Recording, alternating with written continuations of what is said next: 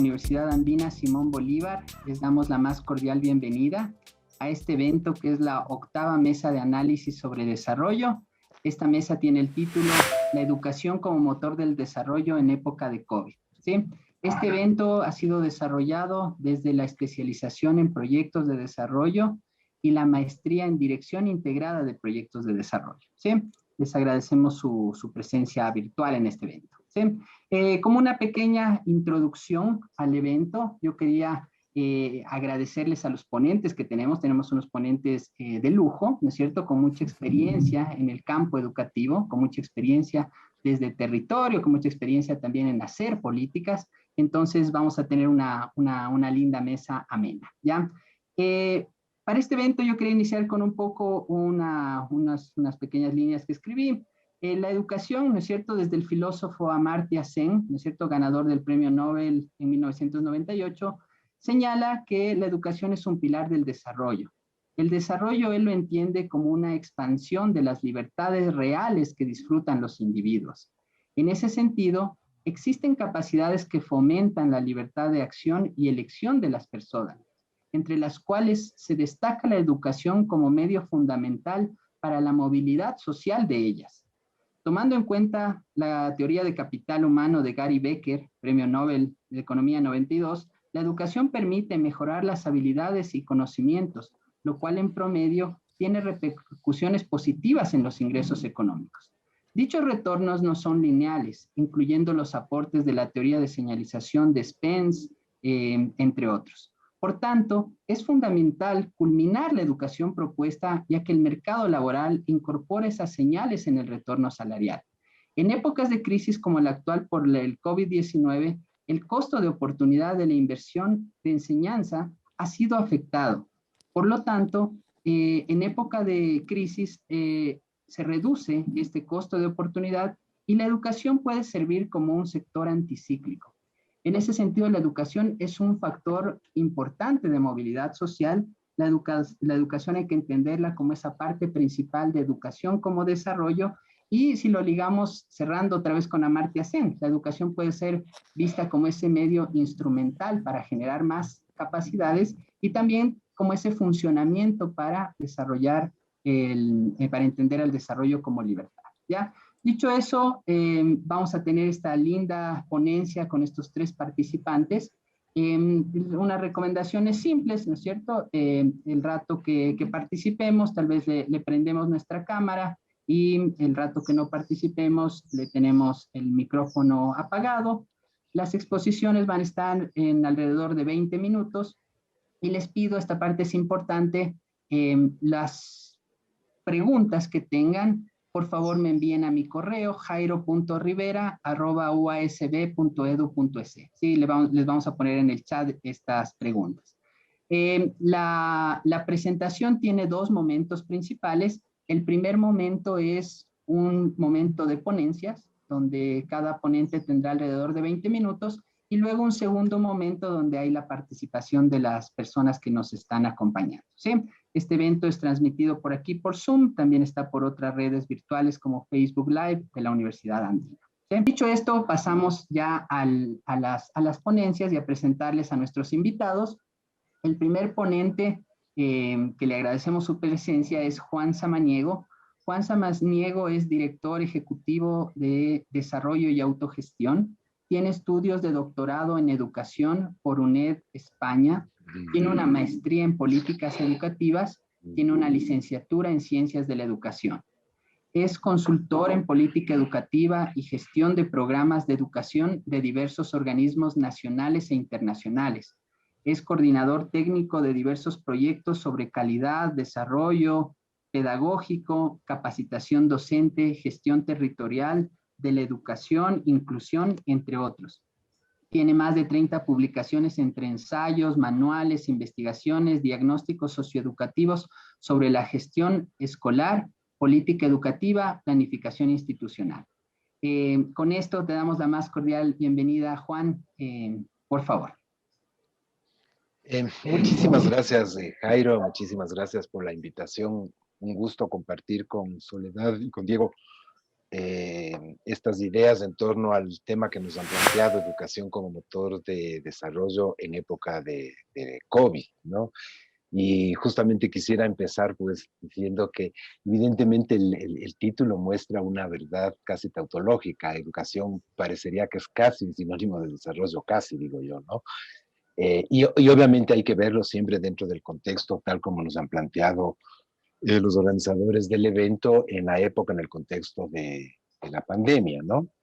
Y dicho esto, y desde esta perspectiva, quizás yo lo que voy a hacer es presentar algunas reflexiones en torno a aquellas oportunidades que nos presentaría el contexto de la pandemia, para forjar aquellos cambios que harían posible que la educación sea motor de desarrollo, ¿no es cierto? Dicho de esa manera, ¿no? Eh, y antes de presentar esas reflexiones, quizás como un marco general por donde quisiera moverme en términos de enfoque como tal, ¿no? Y básicamente me refiero a dos asuntos. El primero, entender que la educación es sobre todo una experiencia social. Me parece que eso es central, ¿no es cierto?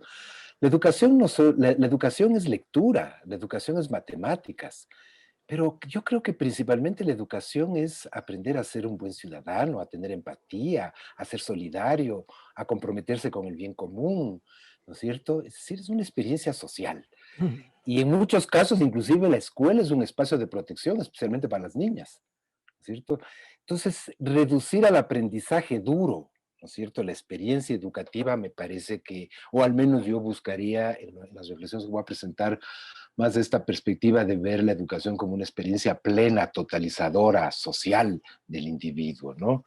En ese sentido, me parece que con esta mirada mucho más amplia, es también decir, ¿no? Que yo creería que es imposible esperar que se elimine, digamos, del riesgo sanitario para retomar los temas de aprendizaje, la escuela, etcétera, en el corto, mediano plazo, ¿no? O sea, no creo que existe un regreso a la rutina escolar tal como la conocíamos en el corto, en el mediano plazo. En ese sentido, la pregunta creo que no es solo cuándo regresar, sino cómo regresar a los aprendizajes. Me parece que por ahí quisiera yo centrar algunas ideas que pongo a consideración de todos a continuación. Y partiría identificando como 5 reflexiones, ¿no es cierto? 5 reflexiones antes de entrar a hacer una lectura más de qué oportunidades, ¿no es cierto?, se han presentado y se van presentando en el contexto de la pandemia. Eh, eh, Proponer como 5 reflexiones no jerarquizadas, ¿no es cierto? Pero, ¿qué es lo que nos deja ver el panorama actual? Básicamente me refiero al sistema educativo escolar, escolarizado como tal, ¿no? Y quizás algunas de esas reflexiones se presentan más a modo de grandes tensiones, ¿no? La primera de ellas tiene que ver con las tensiones entre la famosa flexibilidad y la adecuación curricular, ¿no es cierto? Y me parece que lo que más se ha podido ver en este tiempo y observar y explicitar, ha quedado como explícito, no es que antes no ocurría, ¿no? Es esa tensión entre la retórica de adecue, la retórica de es un currículo flexible, usted tome decisiones, versus la realidad, ¿no es cierto? Donde el conjunto del, digamos, del contexto muchas veces burocrático del maestro, ¿no? De los espacios de control a la acción docente, etcétera, entran en contradicción con el discurso de la flexibilidad. Entonces, parecería que el problema no es decretar la flexibilidad, parecería que de lo que se trata es construir condiciones para que sea posible la flexibilidad. Esto es una primera cuestión. Una segunda cuestión que me parece que nos deja o que se deja entrever aquí en este proceso, en este contexto de la pandemia, tiene que ver también con las tensiones entre lo singular, la singularidad, diría yo, y la estandarización de saberes, de conocimientos, de aprendizajes, ¿no es cierto? O sea, la lógica de distribuir materiales iguales en todo el país, estandarizar los saberes, como que el mismo día lunes a la misma hora ocurre exactamente lo mismo en el segundo de básica, ¿no? De alguna manera ha invisibilizado, aunque en otro sentido también se ha visibilizado, la singularidad, es decir, las condiciones particulares de los chicos, ¿no es cierto? Las necesidades de aprendizaje particulares. El momento en que hemos estandarizado, hemos perdido de vista la singularidad, ¿no? Y con la singularidad me refiero a N número de chicos y chicas, niños y niñas de cuarto, quinto, sexto de básica que no tienen ninguna destreza para la lectura, por ejemplo, ¿no es cierto? Con medidas de estandarización, ¿no es cierto?, se elimina la posibilidad de atender esa singularidad. Otro aspecto que me parece importante en esta primera entrada más reflexiva tiene que ver con esta idea de reducir algo así como el conjunto de problemas a una lógica de nivelar. Es decir, hay que nivelarles a los chicos de todo aquello, en todo aquello, perdón, que no se ha podido avanzar desde el inicio de la pandemia. Yo me preguntaría, ¿desde inicio de la pandemia? ¿No es cierto?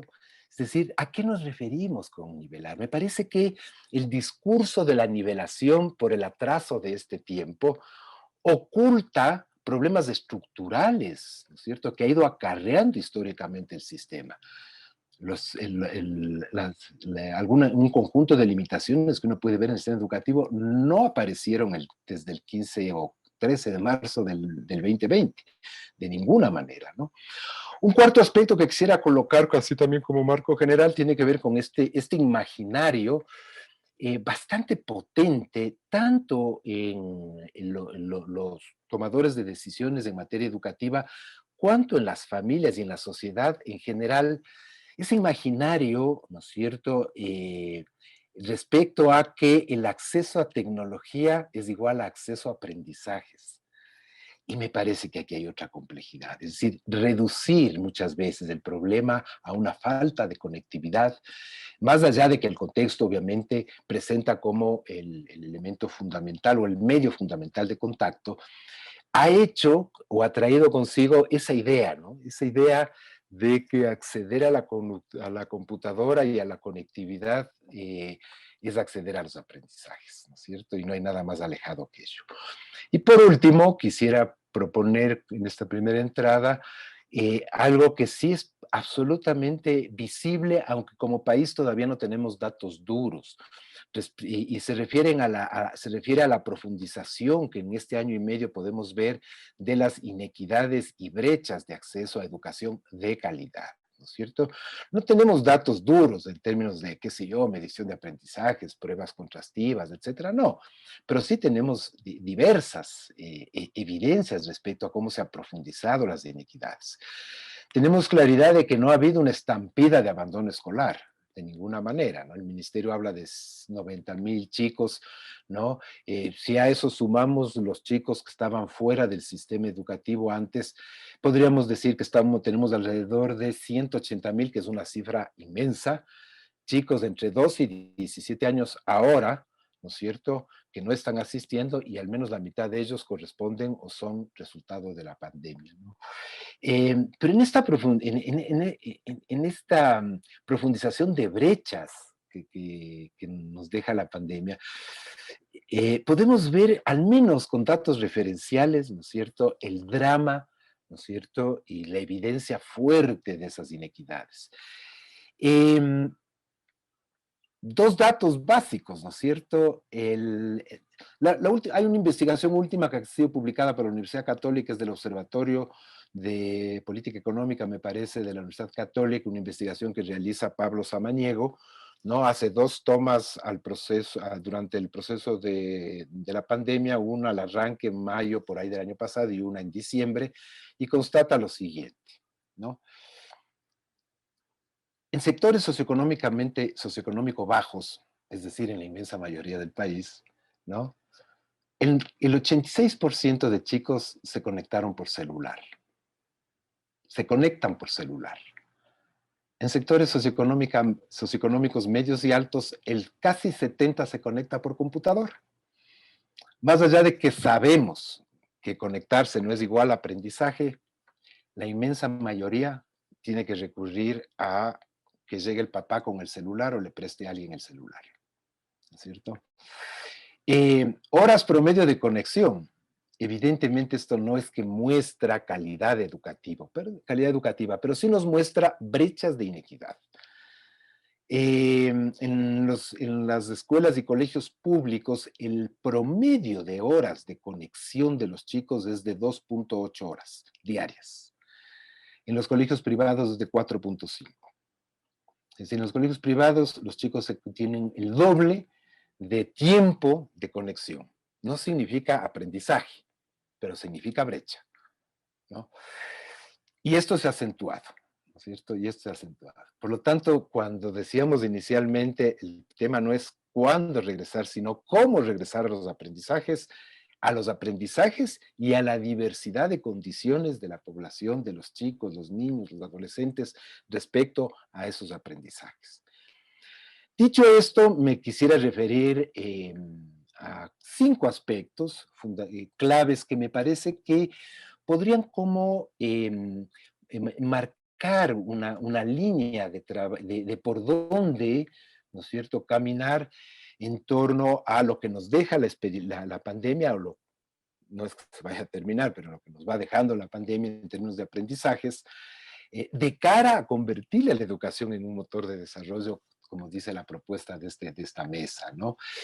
Estos 5 aspectos rápidamente son los siguientes, ¿no? El primero, y que de alguna manera devienen de las reflexiones iniciales presentadas, ¿no es cierto? El primero de ellos tiene que ver con cómo hacemos para que pedagogía y gestión vayan de la mano. Me parece que ahí hay un reto fundamental, ¿no es cierto? Es decir, la retórica de la flexibilidad, el discurso de la flexibilidad y un sistema de gestión coercitivo, directivo, no pasa de ser retórica, ¿no? Es un modelo de gestión de gestión local, territorial, que controla, coarta, ¿no? La acción de los maestros. Evidentemente esta tensión entre discurso y práctica, evidentemente no nos lleva más que a tener unos lindos documentos como política pública, pero nada más que eso, ¿no? Es necesario repensar el sistema escolar en su gestión. Y para ello, me parece que lo que nos deja la pandemia es la inmensa, la fundamental importancia de caminar más hacia instituciones con más autonomía, con mayor capacidad de decisión. Porque si cada institución tiene que atender a diversidad de condiciones, requerimos instituciones con autonomía. Y la autonomía no se decreta, se construye, ¿no? Un elemento que me parece fundamental en la construcción de autonomía es la posibilidad de trabajar el colectivo de docentes, del trabajo compartido, el trabajo articulado de los docentes. Eso requiere un marco mayor general en términos de imaginarios, en términos de comportamientos sociales y de comportamientos de política pública, que los resumo en una frase que me parece que es central, con la que quería terminar, pero la digo de una vez ahora, que lo que nos deja el sistema, lo que nos deja la pandemia, es la inmensa necesidad y urgente necesidad que tenemos de confiar en los maestros. Confiar en los maestros, ¿no es cierto? No llenarlos de equipos de instructivos no, hay que confiar en ellos, ¿no es cierto? Y confiar en ellos significa darles generar todas las condiciones para que las decisiones se tomen en las aulas y en las escuelas, no en Quito. Un segundo ámbito que nos deja, me parece, el contexto en el que estamos, es la importancia de construir nuevas formas de relación entre escuela y familia, que no significa que uno suplanta al otro. ¿No es cierto? Como inicialmente en los primeros meses de la pandemia había esa tendencia, ¿no? Cada uno es un espacio formativo diferenciado, ¿no es cierto? Que se complementa así, pero tenemos esa oportunidad. ¿Cómo construimos esas nuevas formas de relación, ¿no es cierto? Los sistemas educativos han tenido, digamos, unas vivencias muy fuertes de inclusión y por fuerza de las circunstancias de ese nuevo actor en la cotidianidad escolar, que es la familia, ¿no? Y por lo tanto, aprovechar la presencia, no más que la presencia, ¿no? La articulación que ha tenido la familia, creo que es una oportunidad grande y fundamental. Yo cada rato les escucho a los maestros y maestras, colegas míos de escuelas, de colegios, decir que es la primera vez que entran a a las casas a través del Zoom, ¿no? Es la primera vez que entran, ¿no? Y la vivencia que se va teniendo, ¿no es cierto?, respecto a esos contactos con los actores de las familias, de los chicos, es, desde mi punto de vista, una oportunidad fundamental, ¿no? Un tercer ámbito que me parece clave en términos de oportunidad que nos deja la pandemia tiene que ver con el tema curricular. Yo no tengo experticia en ese tema, ¿no? Pero me parece que tenemos un sistema educativo que está estructurado en la lógica curricular, ¿no es cierto? En la lógica curricular, es decir, en la lógica de la gradación, en la lógica de las dificultades, en la lógica de las sumas, de lo sumativo en los aprendizajes, ¿no es cierto? Y no digo que no esté bien, pero me parece que hay que buscar, hay que trabajar, ¿no es cierto? Y pensar cómo pasamos de un sistema que se centra en el currículo a un sistema que se centra en el aprendizaje del niño, ¿no es cierto? Es decir, como que antes del currículo está el preguntarnos qué requiere y cómo aprenden los chicos, ¿no? Y creo que a partir de eso los temas curriculares tienen otro nivel de importancia como tal, ¿no? Y quizás un par de asuntos más respecto a lo que nos deja la pandemia, eh, que me parecen también interesantes plantearles. La, la fundamental, si hay una importancia que los maestros rescatan de este proceso, y que yo no hago más que repetir algunas ideas que las escucho, ¿no es cierto? Tiene que ver con valorar y atender los ritmos diferenciados. Si antes los profes, me incluyo yo ahí, ¿no es cierto? Veíamos en el aula a 40 chicos, ¿no es cierto? Ahora, por la magia de la virtualidad y por la necesidad de hacer contactos, sobre todo en zonas rurales, en zonas donde no ha habido acceso a la conectividad, los profes han tenido que hacer contactos individualizados, particularizados, en algunos casos con los chicos, ¿no? Y pues la importancia que ellos rescatan, ¿no? Y yo traslado esta idea de atender ritmos diferenciados. Estar con 30 chicos al frente no significa que los 30 todos saben la letra A y que mañana nos toque enseñar la letra E. No, ¿no es cierto? Significa que hay 30 condiciones, situaciones y ritmos diferenciados. ¿Cómo trabajar una estructura educativa que no sea el currículo, sea el aprendizaje? Y como decía en el punto anterior, eso implica que el sistema y que el docente y que la estructura permita, facilite y confíe en el maestro en esta detección de ritmos diferenciados y respuestas a esos ritmos diferenciados. Para eso hay experiencias a nivel regional, a nivel mundial muy importantes, ¿no? Me parece que la pandemia ha visibilizado ese problema estructural que tiene la educación y que consiste en la poca o ninguna atención a procesos diferenciados que tienen los niños en el aprendizaje. No digo educación para niños con necesidades especiales, sino ritmos diferenciados. Las acciones de adecuación curricular y de construcción de nuevas formas de relación educativa entre docentes y alumnos constituyen, yo creo que, de alguna manera, escenarios idóneos para forjar esas respuestas como diferenciadas, ¿no? Y por último, sí quisiera colocar la importancia de priorizar a la población más vulnerable, ¿no es cierto? La emergencia ha mostrado la fragilidad de las condiciones educativas de buena parte de la población en edad escolar, ¿no es cierto? He tenido en estos días, en estas semanas últimas, digamos, la suerte de participar en un proyecto de apoyo escolar de 6,000 chicos de Monte Sinaí. Monte Sinaí es el barrio más populoso y pobre de la ciudad de Guayaquil y probablemente de toda la zona urbana del país, ¿no? Donde tenemos casi el 40% de población en extrema pobreza. El proyecto atendió a 6,000 chicos, todos ellos matriculados, todos, todos matriculados, todos de segundo grado, quinto grado, cuarto grado, tercer grado. el que había tenido menos tiempo, digamos, extensión de tiempo de conexión con su maestro era de 3 meses. Es decir, nunca durante este año y medio los chicos se conectaron con sus maestros. No era un problema de conectividad, estamos en una zona urbana, hay posibilidades de conectividad. Tenemos un problema de extrema pobreza, pero más que eso, tenemos un sistema que no pudo adecuarse a esas condiciones. Entonces, esos 6,000 chicos, ¿no es cierto? Todos estuvieron matriculados, todos fueron promovidos porque la ley lo dice así, pero la escuela no pasó y los aprendizajes no pasaron por ellos. Eso en términos de contabilidad. Si no caemos en cuenta de eso, probablemente seguimos pensando en que el problema es igualarles en aquello que se atrasaron desde marzo, que sería evidentemente un error histórico. Termino reiterando, ¿no es cierto?, una idea que para mí es fundamental levantarla. Hay una fatiga, un cansancio del magisterio, ¿no? Hay ese énfasis a veces inaudito de la ampliación de la conectividad. Hay angustia y tensión en los espacios familiares, ¿no es cierto?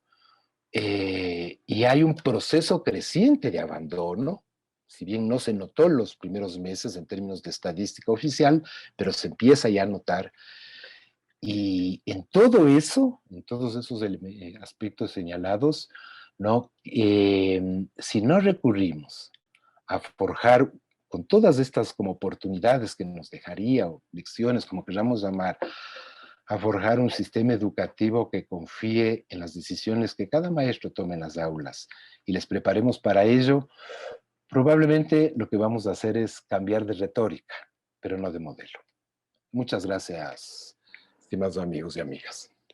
Muy bien, muchas gracias Juan por esa clara exposición, más bien muchas reflexiones que ahí nos quedan en el tintero, ¿no es cierto? Les pido por favor las personas que tengan preguntas, las dirijan en el chat, está jairo.rivera@usb.edu.es. Más bien, muchas gracias Juan y te pedimos ahí estar atento al espacio de preguntas, ¿sí? Muchas gracias. Seguimos, voy a poner la presentación. Nuestro segundo invitado, ahí creo que está grande. Nuestro segundo invitado es Diego Paz. Diego Paz es coordinador de algunos programas de UNESCO. Diego Paz es licenciado en Ciencias de la Educación con mención en Psicología Educativa. Es especialista en Gerencia para el Desarrollo, maestro en Ciencias Sociales con mención en Género y Desarrollo, con diplomados en Educación y Salud Sexual. Se ha desempeñado como docente secundario y universitario, ha trabajado en los Ministerios de Justicia, Salud y Educación en Ecuador, así como las organizaciones de la sociedad civil de Ecuador y Chile en temas de educación integral para la sexualidad, inclusión, educación en emergencias y derechos humanos. Actualmente es coordinador de implementación territorial del programa multianual de resiliencia para la inclusión educativa para la oficina de UNESCO en Quito. Bienvenido, Diego, por favor. Muchas gracias, Jairo. Qué chévere poder también escucharte, Juan, con estas reflexiones en torno a la realidad y a los procesos educativos que tenemos y compartir este espacio también con la Sole. Es algo que agradezco profundamente y qué bueno que podamos estar acá, digamos, acompañándonos en esta tarde en un proceso de reflexión conjunta sobre el sistema educativo. Y para ello yo quiero proponerles una brevísima presentación. Deberíamos estar viendo sobre un fondo azul superior y y en una foto en la parte inferior de un guagua que está acostado en el piso tratando de mirar una computadora que está a todas luces apagada, ¿no? Y solamente les refleja la foto y la cara de este guagua. La idea es en esta tarde poder discutir con ustedes en el marco de conversatorios sobre la educación como un motor de desarrollo en épocas del COVID y tratar de problematizar algunos apuntes para la discusión de la educación como un derecho y del derecho a la educación, ¿no? Y en esa línea vamos a abordar en estos 20 minutos 4 temas fundamentales que van a estar alineados con lo que dijo Juan y voy a tratar de no repetir lo que él ha mencionado. Por una parte, creo que es indispensable pensar en que tenemos una idea sobre la educación, Y esta idea sobre la educación suele convertirse en un significante más o menos vacío. No todos y todos, cuando decimos de educación, nos imaginamos algo, pero ¿qué es educación? ¿Cuál educación? ¿De qué educación hablamos? Pasa lo mismo con el tema de desarrollo, ¿no? ¿De qué desarrollo hablamos? Entonces, por ahí la primera parte. A partir de esto, pensar en educación como un derecho y como un bien común, y creo que es fundamental que desde la academia retomemos la discusión sobre lo común, ¿no? ¿Qué son los comunes? Y a partir de ahí vamos a vincular el tema de lo común con un concepto que me parece fundamental en pedagogía, que tiene que ver con la justicia curricular, ¿no? Con esto vamos a desentrañarle un poco a esto del derecho a la educación como uno de aportes para la formulación de la política, especialmente, y cerraremos con un poco de qué pasa ahora, ¿no? Cómo están las desigualdades y cómo estuvieron las desigualdades. Con eso, digamos, la primera pregunta cuando me invitaba el Jairo a este espacio era, hay una tensión que no es binaria, pero parecería ser binaria, entre cuáles son los estilos de educación, cuáles son las formas o los imaginarios de educación que existen, que tenemos y que reproducimos, y cuáles son las resistencias frente a esos modelos educativos en los que estamos, ¿no? Desde la pedagogía crítica, desde Giroux podemos ver, o Giroux o como se pronuncie, eventualmente aprenderemos a pronunciar el nombre de ese señor extraño. Podemos ver que existen espacios de reproducción en torno al concepto de educación como tal, y en esta línea de educación se hace un símil con la escuela, como un espacio de reproducción no solamente de conocimientos, sino de la sociedad en general. La escuela se convierte en un laboratorio de reproducción de lo que pasa en el mundo.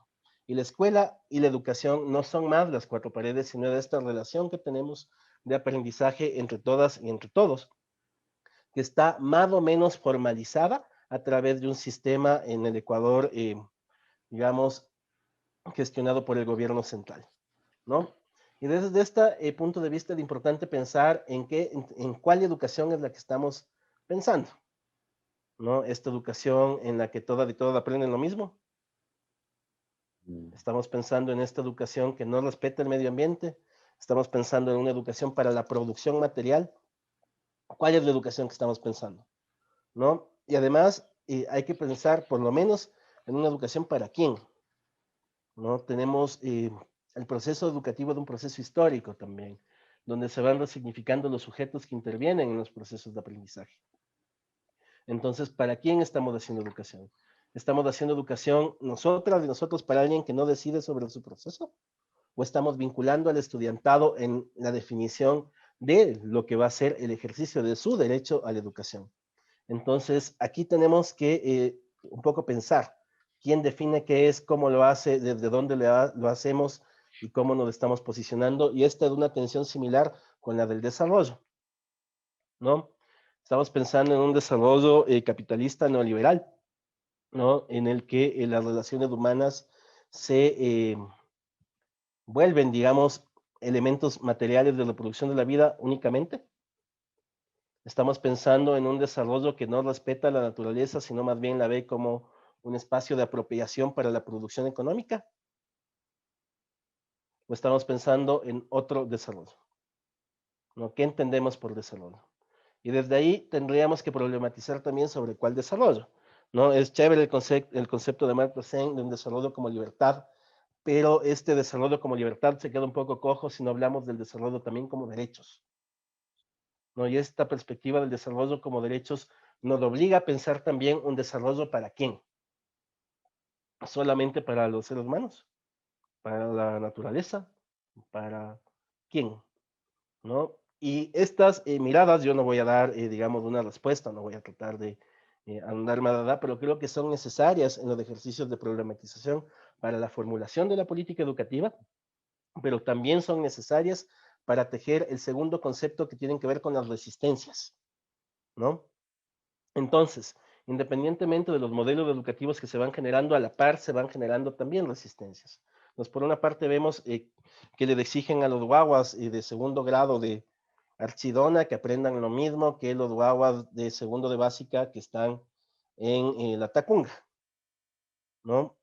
Y en ese ejercicio docente es muy probable que y los profesores hayan encontrado otras formas de hacerlo y quizás se hayan dado cuenta que por ahí no es el camino. ¿no? Y estas resistencias de estos espacios de tejer formas nuevas es necesario sistematizarlo, y de ahí donde la academia puede tener un papel importante y que puede ir construyendo unas formas otras de hacer educación y de entender la educación, y voy a tratar de seguir por allá más adelante.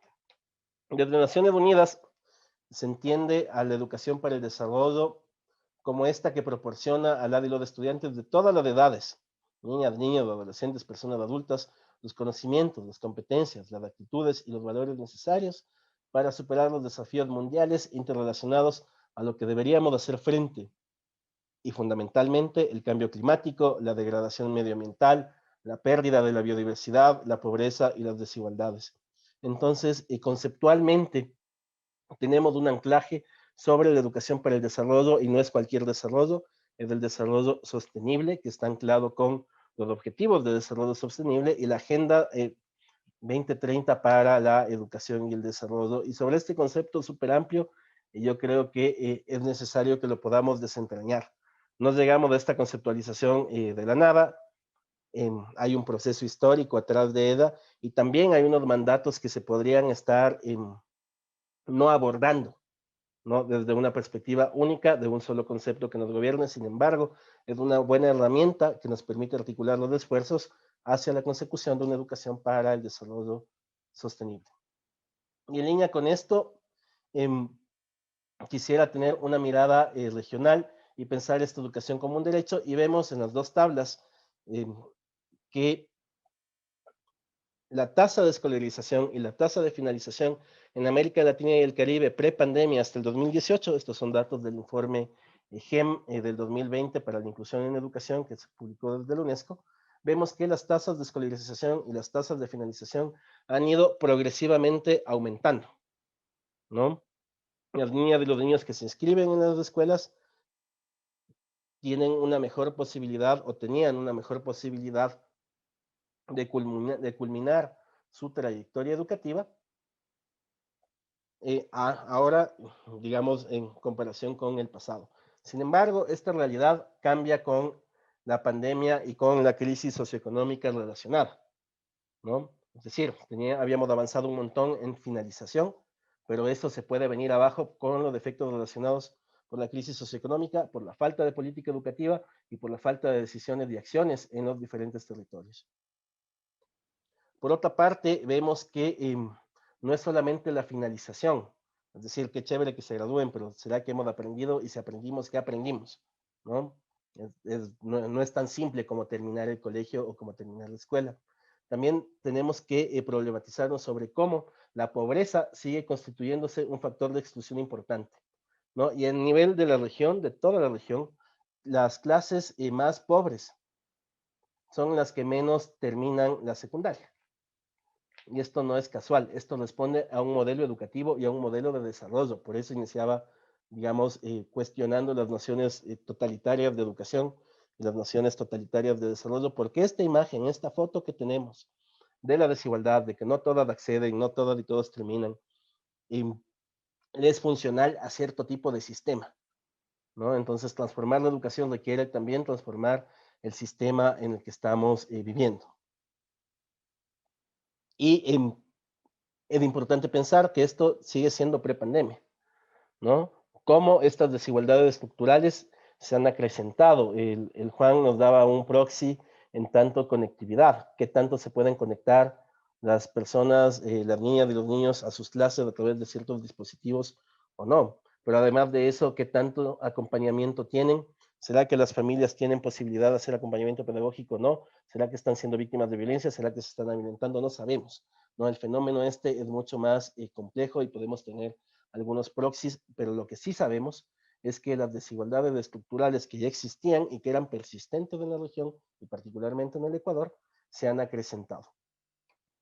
Frente a esto, es importante pensar, y aquí me voy a detener un poco en ese contexto, ¿no? Problematizándonos la educación, problematizándonos cómo estamos en la región. Hay como tres miradas fundamentales y que son importantes para tratar este tema desde una perspectiva histórica. ¿no? La educación que tenemos ahora responde a un proceso de desarrollo histórico. Y en este proceso de desarrollo, la inclusión de todas las personas a los sistemas educativos ha estado relativamente presente. Y se han generado algunos mandatos. Y el primer mandato ha sido todas y todo en la escuela, ¿no? Y los estados han hecho grandes esfuerzos para que todo el mundo pueda acceder a las escuelas, tener un acceso material. Pero aquí nos ha faltado preguntarnos a cuál escuela. Todos vamos a la misma escuela que tiene 4 paredes, todos nos conectamos a la misma sala de Zoom con el mismo profesor para las clases para 1500 estudiantes. ¿Es de esa misma escuela la que necesitamos? ¿No? Esta es una escuela que es la igualita para todos, entonces es una escuela que homogeniza. Y en un país como el nuestro, que es fundamentalmente diverso, estas acciones de tener que son necesarias, que todas y todos tengamos acceso a las escuelas, pueden terminar constituyéndose también en un factor de exclusión. Cuando no son culturalmente pertinentes, cuando no están vinculadas, cuando no surgen de los ámbitos comunitarios, las escuelas pueden constituirse en factores que excluyen a las diversidades, ¿no? Y por otra parte, esto de todas y todos en la escuela nos obliga a preguntarnos si todas y todos tenemos las mismas oportunidades para acceder a la escuela. Y la respuesta es evidentemente no. ¿No? Hay unas desigualdades estructurales de fondo que limitan este acceso. ¿No? Hay una falta de acción, hay una falta de política, hay una falta de un montón de factores que están anclados en la estructura social. Y frente a esos también hay que visibilizarlos. El segundo concepto que tiene que ver con la educación y con esta inclusión en la educación es algo a lo que Juan hizo bastante énfasis y es que se tiene esta idea de que la verdadera inclusión y la verdadera garantía del derecho a la educación tiene que ver con que todas y todos aprendamos lo mismo, ¿no? Entonces, segundo de básica, uno debería aprender a leer y escribir. En quinto, uno debería aprender las esdrújulas, me estoy inventando, ¿no? Entonces, todas y todos aprendiendo lo mismo.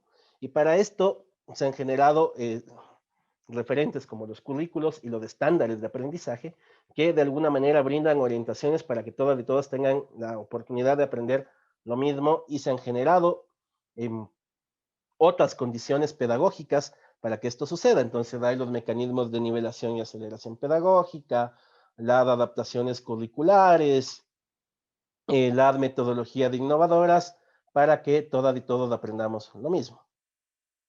Pero efectivamente, todas y todos necesitamos aprender lo mismo, ¿no? Estamos en las mismas realidades, en el mismo contexto, es la misma educación homogenizante esta que estamos buscando. Y dentro de esto, es lo mismo que queremos que aprender lo común. Entonces, parecería ser que lo mismo no es lo común, ¿no? Esta visión totalitaria de la educación empieza a generar más problemas y empieza a excluir a las personas, generando que los modelos educativos y la política educativa, desde esta mirada, se construya en el marco de una trayectoria escolar lineal y única. Y esto hace que las trayectorias educativas diversas que existen, que es, que es lo que encontramos siempre, sean invisibilizadas en la formulación de la política, en la preparación del profesorado y en la atención directa en las clases, ¿no? Pues aquí nos preguntamos cuáles son los contenidos mínimos esperados, cuál es el currículo, cuál es el estándar, cuál es la prueba, cómo les enseño a leer, cómo atiendo el rezago escolar, pero para que aprendan lo mismo, ¿no? Y de ahí, en este mismo marco de problematización, hay un tercer nivel que es el que se está discutiendo, que tiene que ver, no desde ahora, sino de una discusión que tiene larga data, sobre que todas y todos podemos aprender lo común, ¿no? Y aquí viene esta noción de qué es lo común, ¿no? Y lo común se va a resignificar en función de la comunidad donde estamos, con un fuerte componente lugarizado, ¿no? Sabemos que existen ciertos mínimos que son prerequisitos para desarrollar los aprendizajes. Pero frente a eso, ¿cuál es el componente comunitario? ¿Cuál es el componente de mi identidad? ¿En qué lengua estoy aprendiendo? ¿Cuáles son las experiencias de clase que hacen que yo construya mi propia identidad? ¿No? Y esto siguiendo solo a Thompson desde, digamos, esta línea de análisis más histórica. Entonces entenderíamos de lo común aquí como la diversidad de las experiencias humanas. Y lo común dentro de esta diversidad nos hace dar cuenta que tratar de que todas y todos aprendan lo mismo homogeniza, y hace que las trayectorias educativas diversas pasen a ser excluidas y por tanto se fomentan los procesos de abandono. ¿Cuál es la mirada, digamos, que se promueve en torno a esto? El ejercicio del derecho, porque el ejercicio del derecho es justicia, ¿no? Un ejercicio del derecho a la educación como un ejercicio de justicia. Y este ejercicio de justicia es una justicia curricular. La justicia curricular implica que estos saberes, estos aprendizajes, son grandes acuerdos sociales y colectivos que generan un diálogo desde lo macro, desde el nivel de planificación nacional, hasta los niveles de concreción microcurricular, donde se resignifican los saberes comunitarios, los saberes familiares, los saberes estudiantiles, y esto se va construyendo, entonces no es un currículo estático. Hay referentes curriculares lugarizados, con habilidades mínimas que se van desarrollando también sin desconocer la relación entre lo local con lo global, ¿no? Y para un poco alcanzar, al menos desde la formulación de la política, estos procesos de aprender lo común desde la justicia curricular, es importante desentrañar el derecho a la educación y entender la educación como un bien común. Entonces, desde lo común hay algunos atributos básicos que deberíamos tener para la formulación de la política educativa en, en general. Y el primero es la disponibilidad del derecho a la educación.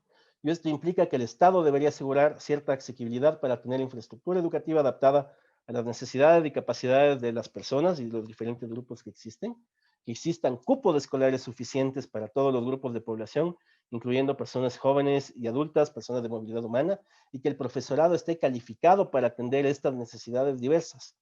Y esto, digamos, debería ser en corresponsabilidad con la academia, ¿no? La academia ha tenido un papel súper cómodo en exigirle al Estado en ciertos procesos de formación. Sin embargo, los procesos de su propio trabajo de actualización, de su egresado de formación docente, como que se han quedado atrás, ¿no? Es importante también ahí que podamos reconocer ese proceso por una parte. El otro componente tiene que ver con el acceso, un acceso universal sin discriminación, en el que se pueda dar prioridad a los grupos tradicionalmente discriminados o excluidos de los sistemas educativos. En el Ecuador, los pueblos originarios de los pueblos afroecuatorianos, por ejemplo, en la tasa de terminación de la secundaria de estos dos grupos es similar, está por el 48 antes de la pandemia, 48%, lo cual es brutal, ¿no? Y esto habla de unos ejercicios de discriminaciones estructurales de históricos que tienen que ser superados. Hay que pensar para el acceso también, un acceso económico y pensar en la gratuidad de la educación. Y que hay que defender esta educación pública, gratuita y laica para mejorar las posibilidades de acceso. También hay que pensar en el acceso geográfico para las zonas de alta dispersión y que tienen que ver también la accesibilidad con la disponibilidad de conectividad, al menos ahora. O al menos la pandemia nos ha hecho dar cuenta de esto. El siguiente componente es la aceptabilidad, que tiene que ver con los aprendizajes de calidad. Y como decía, y perdón que lo mencione así también, el Juan hace un rato, que se conecten no significa calidad, y es cierto. Pero entonces hay que pensar en cómo se generan procesos de distribución equitativa de los aprendizajes, ¿no? Cómo vamos a construir esta calidad, y al menos sabemos que parte de esta calidad tiene que ver con la enseñanza y práctica de los derechos humanos, ¿no? Con la transformación de la escuela, el derecho educativo en un espacio para la convivencia, para el reconocimiento y para el respeto de las diversidades. Siguiente componente tiene que ver con la adaptabilidad, que tiene que ver con la permanencia escolar y qué hace la escuela para adaptarse a las necesidades del estudiantado. Lo que ocurre ahora es al revés. Las familias y los estudiantes se adaptan a los requisitos de la escuela, ¿no? Pero para un particular ejercicio del derecho a la educación entendida como lo común, debería ser al revés, ¿no? Es la escuela y es la sociedad quien se adapta a las necesidades de las personas. Y esto implica, por ejemplo, que consideremos una educación adaptada desde, o que parta desde el diseño universal para las personas con discapacidad, pero también una educación bilingüe que parta de la lengua materna, de la lengua originaria, ¿no? En el país los procesos de lectura suelen iniciar en castellano para todo el mundo, pero no todos hablamos castellano, ¿no? Evidenciamos el rezago escolar, evidenciamos problemas en la adquisición de aprendizajes cuando se educa únicamente en el castellano y no se considera la lengua originaria, ¿no? Entonces ahí hay que tratar. Y hay que tener cierta adaptabilidad con mucha atención para las modalidades educativas más frágiles, como las aulas hospitalarias, el tema de educación para personas en situación de privación de libertad, las escuelas de multigrado, ¿no? Y un componente que es necesario incorporar en toda formulación de política para garantizar el derecho a la educación tiene que ver con la rendición de cuentas, ¿no? Qué tan transparente es la rendición de cuentas de los estados, de los gobiernos, en el nivel en el que se encuentren, y esto implica también un ejercicio de incrementar la participación de la comunidad educativa en la toma de decisiones sobre los derechos educativos, ¿no? Y sobre esto se pueden articular otras formas de modelo de gestión, ¿no? Vinculando más participación de las comunidades. Y un poco desde esa mirada, ¿cómo estamos ahora? ¿No? Vemos que en al menos 20 países de la región, ninguna mujer pobre en zonas rurales completa la escuela secundaria, ¿no? Las desigualdades persisten. La identidad, los antecedentes y la capacidad dictan las posibilidades y oportunidades educativas. Vemos que los niños de 10 años de países de ingreso medio y de ingreso alto que no están aprendiendo su lengua materna tienen 34% menos probabilidades de tener habilidades básicas de lectura. Hay evidencia que nos dice que hay que transformar esto. Vemos que las personas refugiadas tienen 3 veces más probabilidades de no asistir a la escuela secundaria, que las personas refugiadas e inmigrantes están siendo excluidas. Vemos que las niñas y niños con discapacidad tienen 2.5% más probabilidades de nunca ir a la escuela frente a sus pares sin discapacidad. No vemos que, por ejemplo, en Estados Unidos, los estudiantes de la diversidad sexual eh, tienen 3 veces más posibilidades de quedarse en la casa para no ser discriminados en las instituciones educativas. Entonces hay un proceso de desigualdad que es persistente y que probablemente la pandemia lo haya agravado. Vemos que 1 de cada 2 estudiantes de 15 años en la región no alcanza el nivel mínimo de competencia de lectura, ¿no? Y esto es brutal. Vemos que el acoso escolar para las jóvenes LGBTI en los países de la región hace que falten a la escuela y que tengan al menos el doble de posibilidades de faltar a la escuela que sus pares que no son reconocidos como de la comunidad LGBTI. Entonces hay que tener una especial atención a los procesos de discriminación por motivos de diversidad sexogenérica. Y esto es importante porque en la planeación educativa no se suele considerar la intersección entre la pobreza, la raza, el género y la discapacidad. Entonces, incorporar una mirada interseccional en el análisis de la política, pero también en la formulación de la política, hace que retomemos de este concepto de lo común, ¿no? ¿Cuáles son estos incerticios comunes que tenemos y que nos podrían ayudar a una otra formulación de una educación, de una política educativa que esté en match con un modelo de desarrollo? Las desigualdades afectan igual de manera diferenciada en cuanto al acceso, la permanencia, el aprendizaje, la culminación de estudios de las poblaciones que son históricamente vulneradas, particularmente las mujeres, las personas en situación de discapacidad, las personas sexualmente diversas, los pueblos originarios, los pueblos afrolatinos, los pueblos afrocaribeños. Y estas desigualdades son funcionales a ciertos modelos de desarrollo. Ahí tenemos que preguntarnos, ¿no? ¿Cuál es este modelo de desarrollo al que esta desigualdad es funcional? ¿A quién le sirve tener un ejército de reserva, digamos, que no acceda a un proceso educativo de calidad? ¿Para qué? ¿No? ¿Cómo se puede resignificar otras condiciones materiales de la vida? Y para ir concluyendo, es importante ver que es necesario pensar en una educación y un desarrollo desde una perspectiva crítica que pueda resignificar lo común.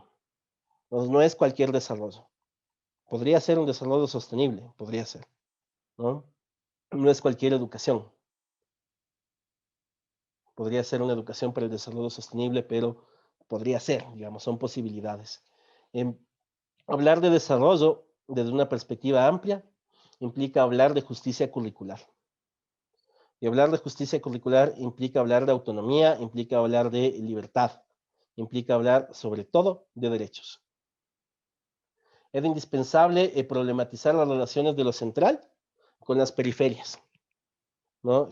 Las decisiones generalmente se toman desde únicamente los niveles centrales, pero estas periferias que se van construyendo han resuelto de alguna manera y tienen ya algunas cosas trabajadas. Entonces es importante aprender de esos quehaceres, es importante sistematizar las experiencias y a esto un poco darle la vuelta y que nos sirva para problematizar otra educación. Y eso significa que necesitamos desarrollar procesos de articulación intersectorial y de multinivel. Entonces, no es de educación por sí solo, ¿no? Y aquí suele haber un problema y muchas veces se confunde educación con cuidados, pero las prácticas, digamos, de los cuidados están relacionadas con la educación, pero no es lo mismo, se pueden articular. Es importantísimo garantizar autonomía en los procesos educativos, Juan ya lo dijo, no lo voy a abundar más, y planear procesos educativos con sensibilidad a las crisis. Esto es algo que nos ha faltado a nivel regional de forma histórica. Tener una perspectiva de planeación sensible a la crisis que nos permita luego promover respuestas resilientes. Una de estas respuestas resilientes, por ejemplo, es la incorporación de habilidades de aprendizaje socioemocional en los procesos educativos locales, que es algo que estamos viendo, ¿no? Es el significado, la importancia de trabajar desde lo emocional en el ámbito educativo y que no se puede segregar las asignaturas ni separar las asignaturas, sino trabajar de manera integral. Esa es la necesidad que se está viendo. Y esto implica que construir otra educación no solo es posible, construir otra educación es urgente. Y es una responsabilidad de todas y de todos pensar y trabajar en esa materia. Hay algunas referencias de ahí, las presentaciones quedarán a disponibilidad de la universidad. Y con eso terminaría mi parte. Muchísimas gracias por escucharme. Muchas gracias, querido Diego. Igual de interesantes las reflexiones. Nos invitas ahí a pensar en educación, en desarrollo, a reflexionar, ¿no? Sobre estos temas. Muy bien, gracias, Diego. Cerramos la parte de las ponencias con nuestra querida ponente, Sol. Ahí creo que se ve. Soledad Mena es docente de la Universidad Andina Simón Bolívar del área de educación. Sol es licenciada en Sociología y Ciencias de la Educación por París 10. Es magíster en Gerencia Educativa por la Universidad Andina Simón Bolívar, sede Ecuador, candidata doctoral en Formación Docente por la Universidad Pedagógica Nacional San Luis de Potosí, en México. Actualmente es coordinadora del programa Escuelas Lectoras, ha sido coordinadora de la maestría en investigación en educación, coordinadora de los cursos abiertos de enseñanza de lectura y escritura de calidad y escritura creativa. Bienvenida, querida Sol, por favor.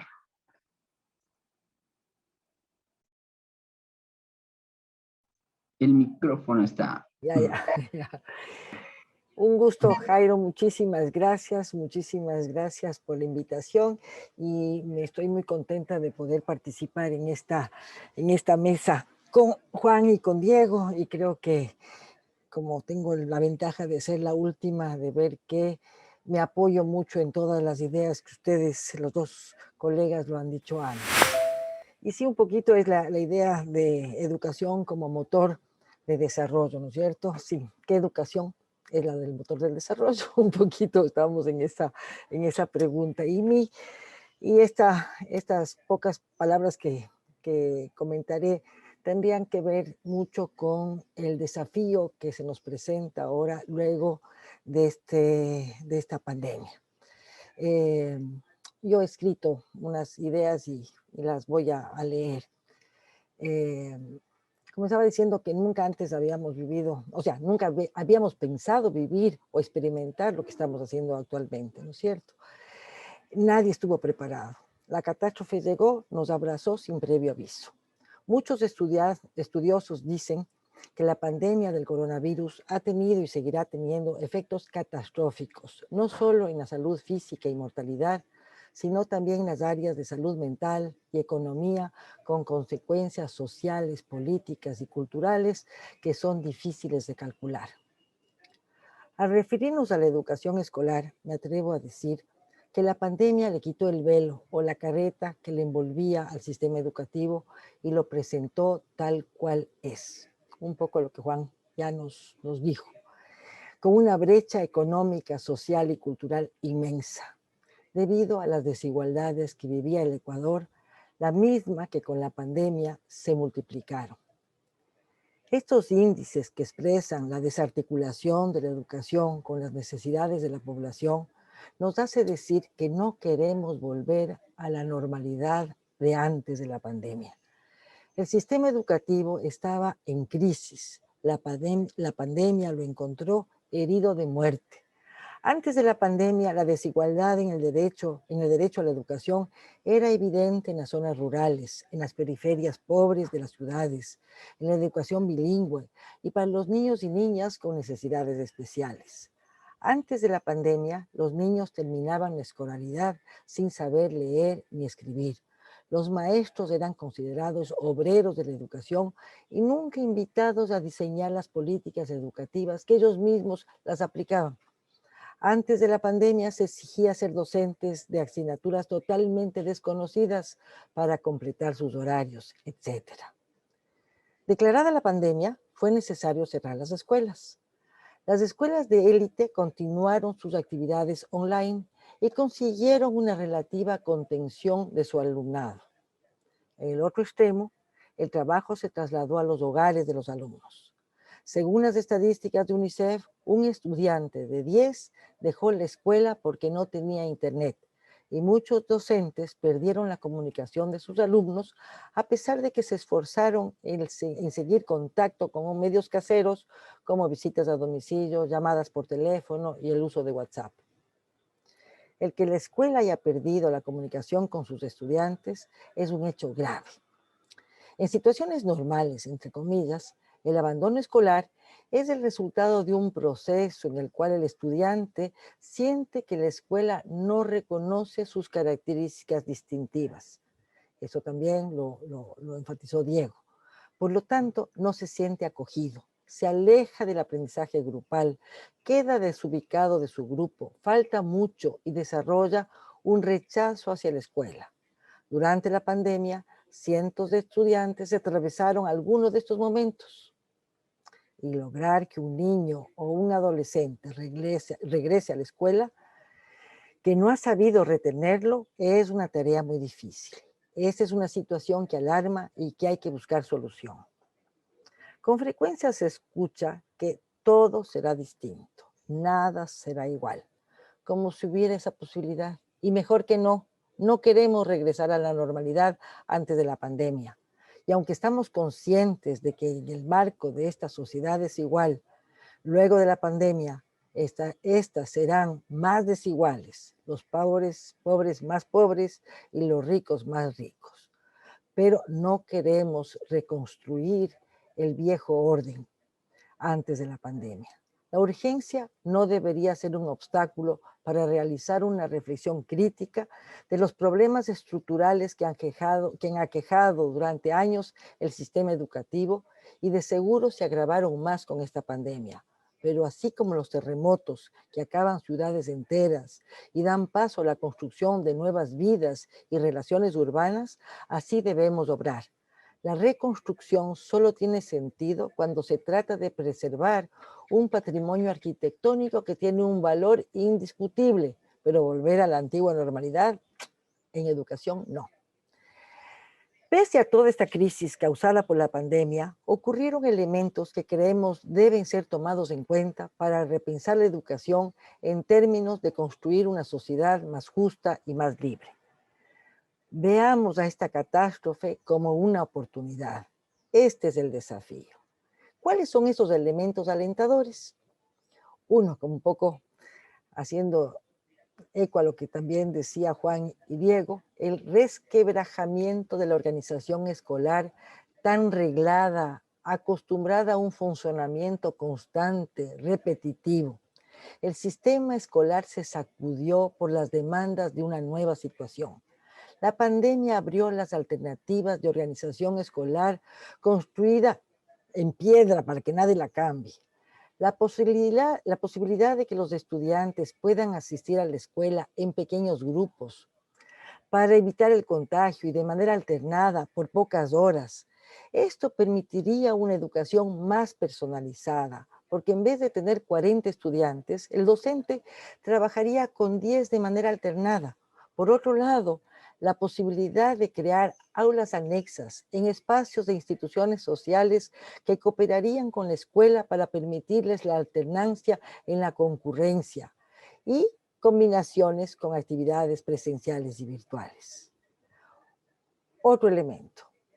Surgieron de manera natural otros aprendizajes importantes como cocinar, sembrar, arreglar la casa, mirar las estrellas, que no deberían irse y que cuestionan todas esas planificaciones de actividades y contenidos que año tras año se repetían en el sinsentido de la escuela.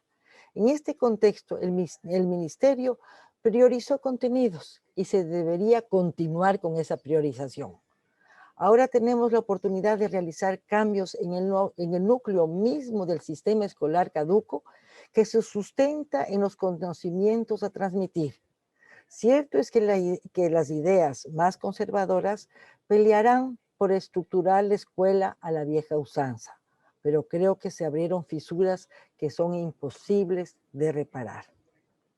La tercera, a la par que se desecharon los contenidos, se improvisaron otros medios de enseñanza y nuevas formas de comunicarse con sus alumnos, como son la radio, la televisión, el WhatsApp, videoconferencias y aulas informáticas. Hay que continuar trabajando con estos nuevos medios y llegar a usarlos de mejor manera.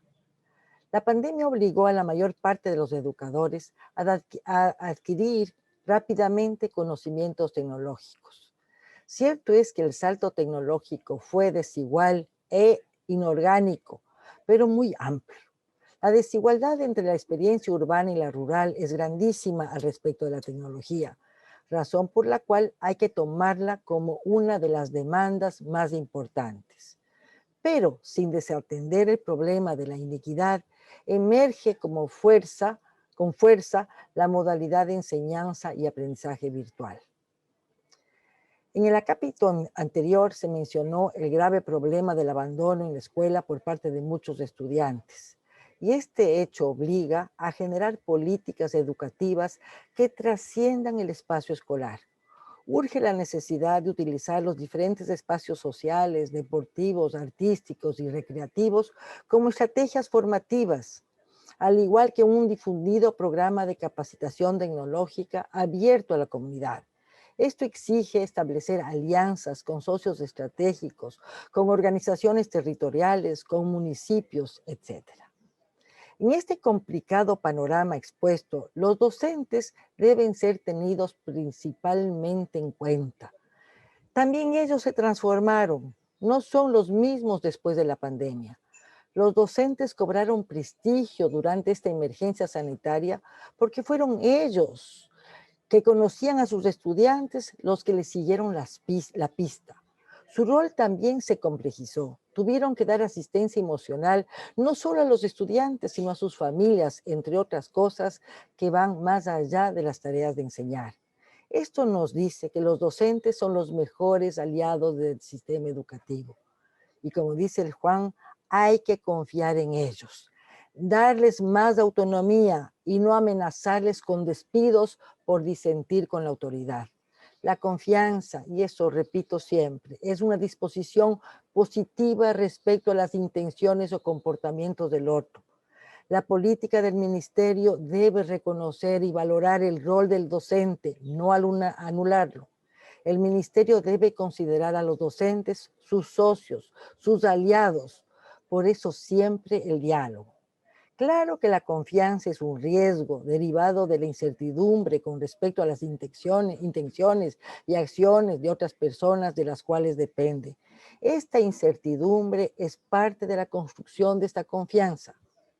Esta es una cualidad que no ha estado presente en la relación docentes-autoridades del gobierno anterior y estoy segura de que si el ministerio hubiera tenido confianza en los docentes, los estragos de la pandemia se hubieran reducido.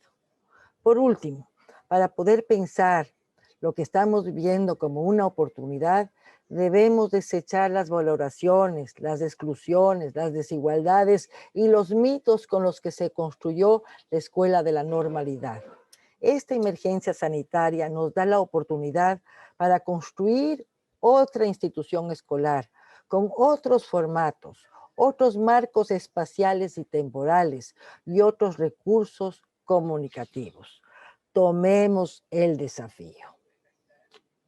Y aquí, colorín colorado.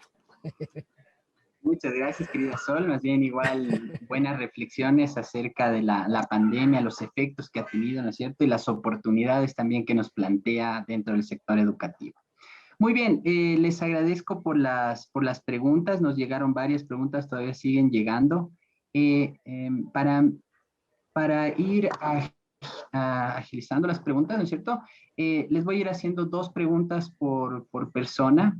Tal vez las vamos respondiendo en el mismo orden de las exposiciones. Y las preguntas las tengo por aquí. Les voy a leer directamente cómo llegaron, ¿ya? Entonces, está por acá.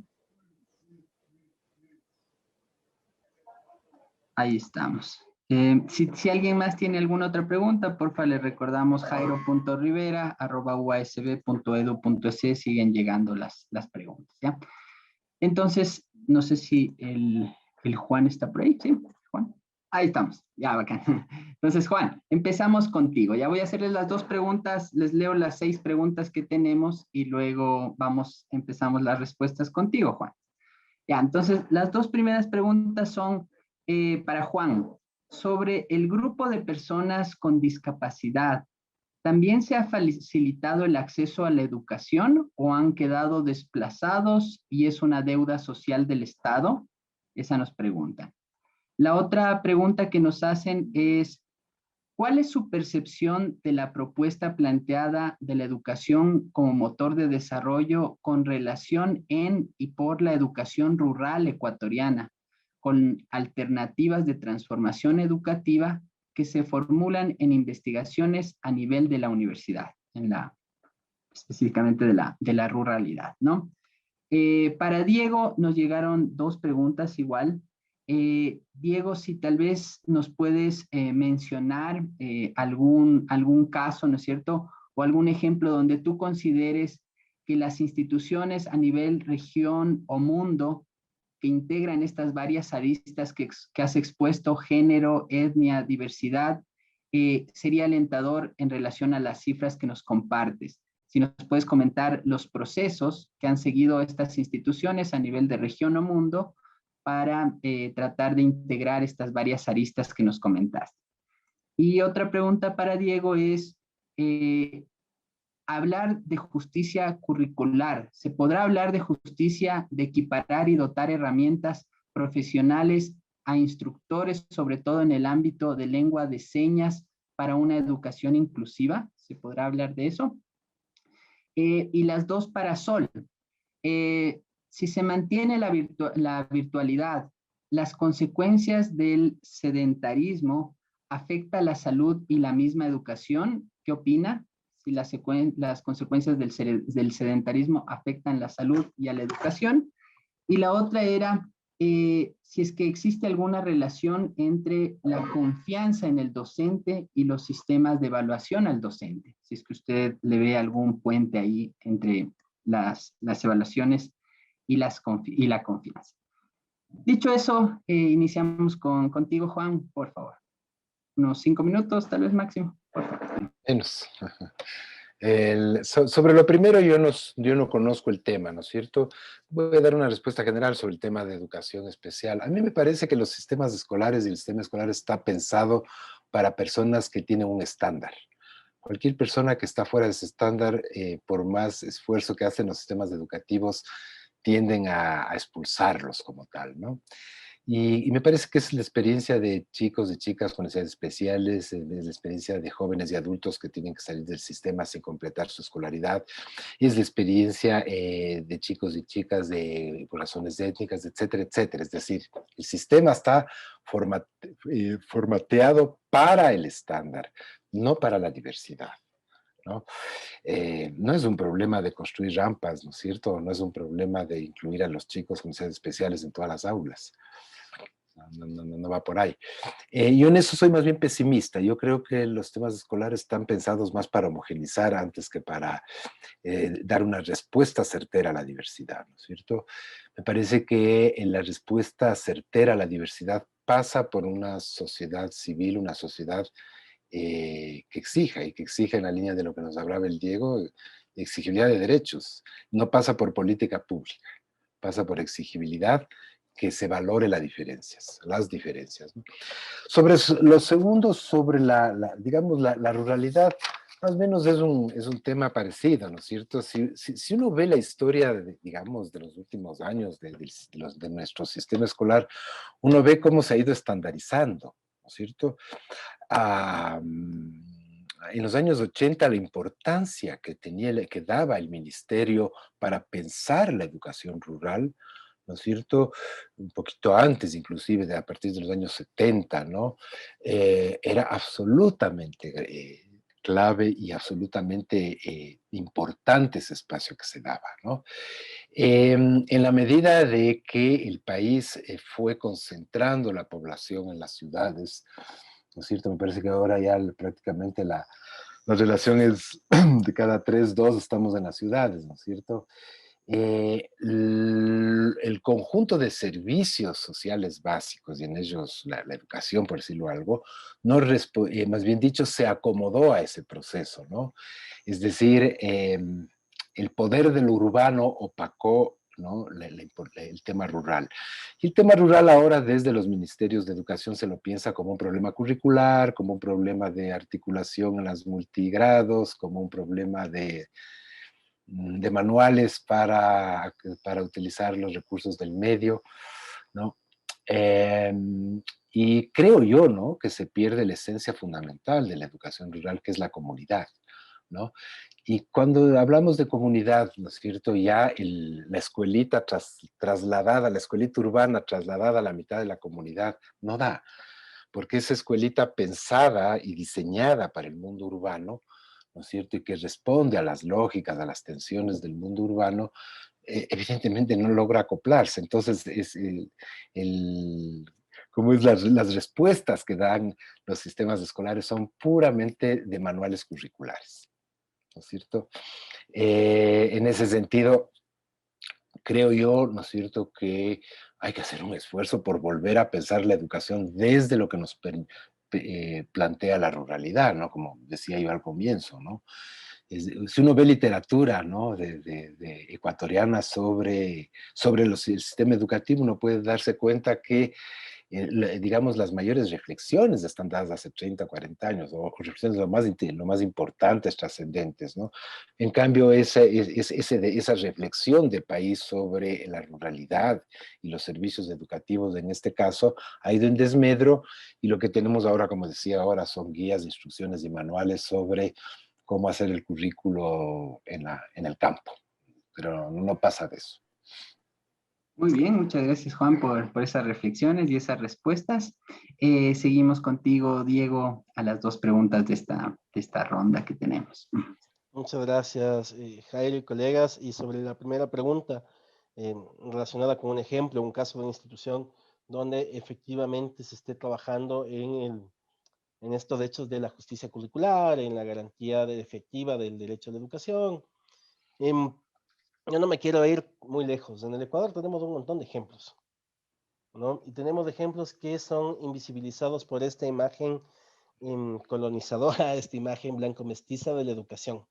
En el Ecuador tenemos un modelo, ¿no? Que es el modelo de educación intercultural bilingüe, el MOSEIF, que viene con algunas modificaciones, con algunas concreciones curriculares desde hace más de 20 años, y es un modelo que permite precisamente vincular los procesos comunitarios con los procesos educativos desde un marco de resignificación en del hecho educativo como tal, en donde el currículo se convierte en un referente, pero no en el eje central del proceso, y el eje central del proceso es la articulación del estudiantado con las comunidades y estos desarrollos de otro tipo de aprendizajes que tienen que ver más con el desarrollo local vinculado con estas perspectivas globales. Y si bien podría parecer como un manual nomás, en la práctica se implementa con buenos resultados que son invisibilizados por esta imagen del desarrollo, ¿no? Por esto de desconocer lo indígena, ¿no? El Ecuador es un país fundamentalmente racista, donde desconoce estos procesos que existen y que son tremendamente válidos y que son tremendamente exitosos en el respeto del estudiantado y que más bien se ven condicionados por otros factores externos eh, en los que no tienen financiación, no se complementa el acceso, digamos, de las escuelas comunitarias, han cerrado las escuelas comunitarias, se ve limitado por eso. El MOSEIB además tiene una característica esencial que es la adaptabilidad a los entornos. Entonces, este modelo de educación intercultural bilingüe se adapta, por ejemplo, al AMEIBA, que es el modelo de educación intercultural bilingüe para la Amazonía, ¿no? Y desde ahí las escuelas toman en un ejercicio de responsabilidad y autonomía estas decisiones curriculares, estas decisiones de gestión y operativización educativa que permiten, por ejemplo, que en algunas instituciones los guaguas no pierdan el año. Un ejemplo tan simple como es. Las niñas y los niños se guían por un sistema de conocimientos y este sistema de conocimientos está dividido en unidades. Y estas unidades y este trabajo por unidades, digamos, de alguna manera más respetuoso con el estudiantado, porque se fija en las características individuales de la persona que está en el hecho educativo. No pierdo del año en matemáticas, ¿no? Sino que se adecúan las unidades a tus potencialidades. Si tú avanzas de una manera más rápida, igual puedes acceder a otras unidades de aprendizaje. Y todo esto vinculado con una fuerte responsabilidad de las familias y de las comunidades. Entonces, hay un modelo en el Ecuador, un modelo en la región que es un ejemplo, que es del MOSEIB, y que ha sido invisibilizado por efectivamente las imágenes colonizadoras, las imágenes blanco-mestizas que tenemos de la educación y del desarrollo. Eso sobre la primera pregunta. Sobre la segunda pregunta, si vamos a qué pasa con el tema de la justicia curricular y con la lengua de señas para las personas sordas. ¿Qué pasa, por ejemplo, con las personas en situación de discapacidad visual? Al inicio de mi presentación yo hacía una descripción, ¿no? De qué es lo que veíamos en la pantalla, un poco cuál era la fotografía y trataba de acercar y de adaptar yo la metodología para que las personas con discapacidad visual, digamos que están en la presentación ahora, que están en este evento, puedan acceder a la misma información que las demás personas y eso pasa desde quienes estamos en el hecho educativo, como nosotros y nosotros nos adaptamos a las características de los demás y asumimos que lo normal es la diversidad.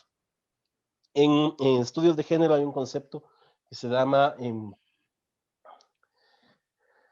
que de esta heteronormatividad, y uno asume que todas las otras personas son, por ejemplo, heterosexuales, ¿no? Aunque no sea así, ¿no? Todas y todos somos diversas, digamos, la orientación sexual de los otros no debería ser un tema acá, pero uno suele asumir desde esa perspectiva heteronormativa que hay una heterosexualidad obligatoria. Lo mismo pasa cuando pensamos de las diversidades. Uno asume que la diversidad funcional no es parte del proceso, sino que todas y todos estamos en una situación más o menos regular y hablas desde ahí. ¿Qué es lo importante? Empezar a hablar desde la diversidad. ¿No? Es reconocer, por ejemplo, que existen otras características que hacen que vayamos excluyendo a las personas. Por ejemplo, en este evento no tenemos interpretación en señas ecuatorianas.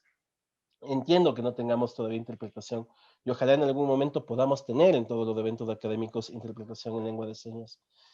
Si bien ahora las tecnologías, por ejemplo, nos ayudan a que en Facebook, por ejemplo, en la transmisión de Facebook Live se generan subtítulos automáticos de lo que decimos y por eso, digamos, yo trato de vocalizar de mejor manera para que me reconozca el sistema lo que estoy diciendo, no es suficiente.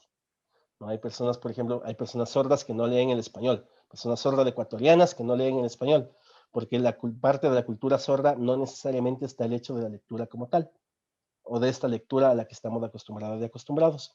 Y es de ahí donde parte de la justicia curricular es el ejercicio del diseño universal. Y el diseño universal no es un diseño homogenizante.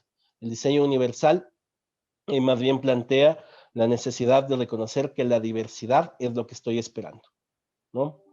Y desde ahí, digamos, es importante que nos vayamos preparando también como docentes, pero también haciendo un proceso de exigibilidad a la academia y al Estado para tener políticas de formación en esa materia, ¿no? la discapacidad, digamos, no es una característica o un atributo de las personas. La discapacidad es una construcción social.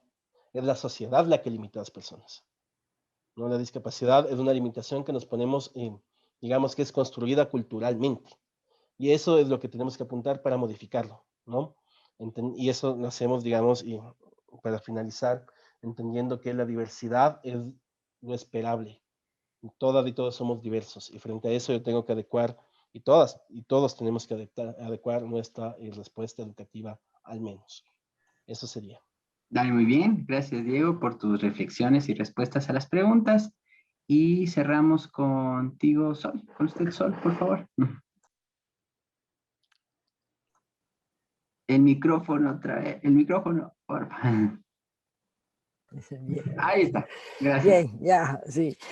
La primera pregunta era sobre la relación entre virtualidad y sedentarismo, ¿no es cierto? Yo digo, sí, el sedentarismo afecta muchísimo la salud y eso es por eso que muchas veces uno está en contra de que los niños chiquitos permanezcan en el aula sentados todo el tiempo.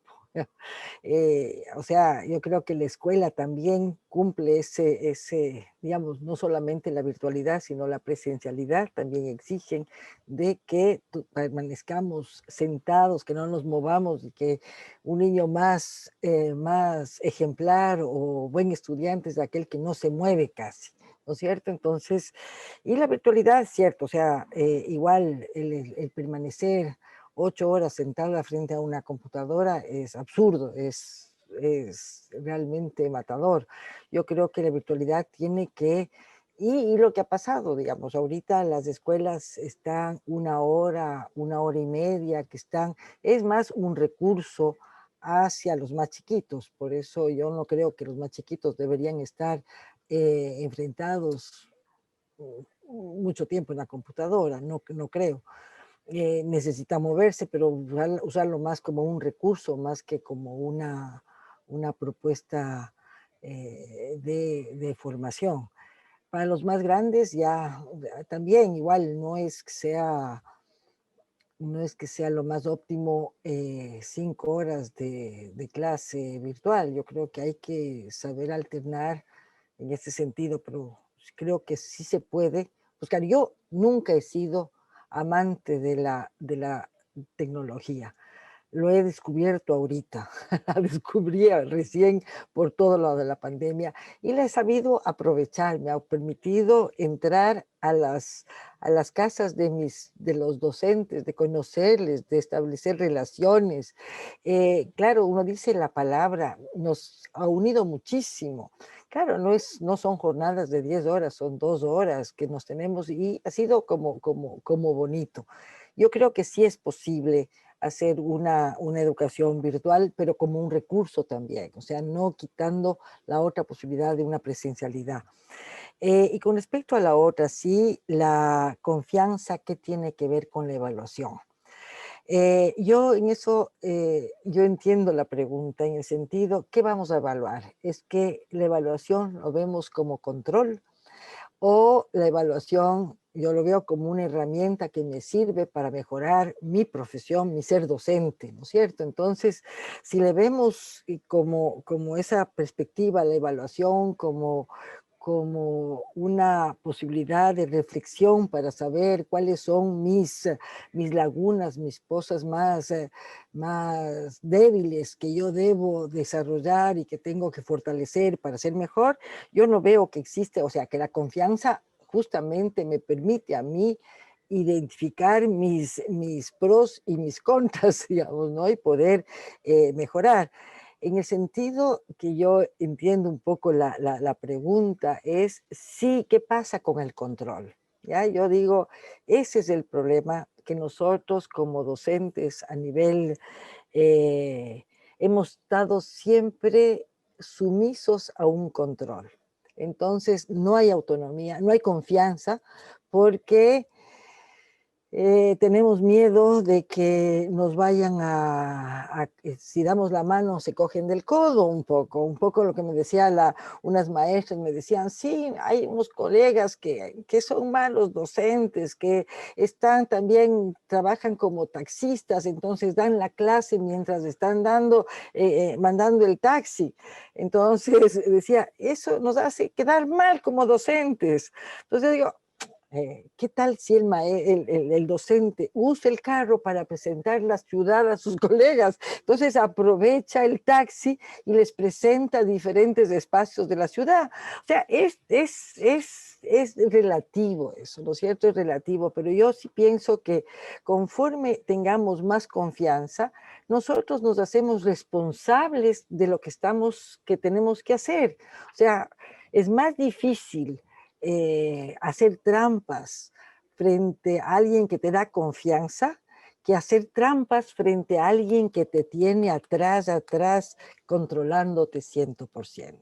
Entonces, yo sí creo que en este sentido, viéndole la evaluación como control, no funciona la confianza. O sea, no surge la confianza. La confianza es justamente permitir que eso pase, que la gente, pero que a partir de esa experiencia se vaya cada vez asumiendo una responsabilidad frente a la tarea que estoy haciendo.